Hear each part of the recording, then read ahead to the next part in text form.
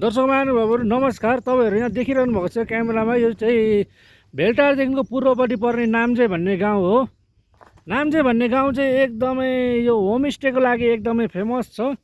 Homestay चाहिँ यहाँ आएर चाहिँ तपाईँ आएर चाहिँ यहाँको स्थानीय परिकारहरू, स्थानीयको रहनसहन बुझ्नको लागि तपाईँ होमस्टे आएर बस्न सक्नुहुन्छ यस गाउँमा। धनकुटा जिल्लामा पर्छ यो गाउँ। यहाँ बाटो पनि यो गाउँ आउनको लागि यस्तो राम्रो अहिले एकदमै सुलभ बनिएको छ। देख्न सक्नुहुन्छ बाइकहरू सर कुदेको छ।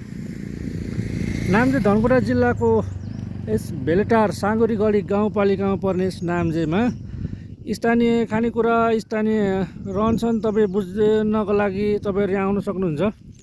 धरान आउनुहोस्, धरानदेखिको उकालो उकालो चढेर भेलटार आउनुहोस्। भेलटारदेखिको 10 मिनटको पूर्वतर्फ लागेपछि तपाईँ यस नाम्चे गाउँमा आउन सक्नुहुन्छ।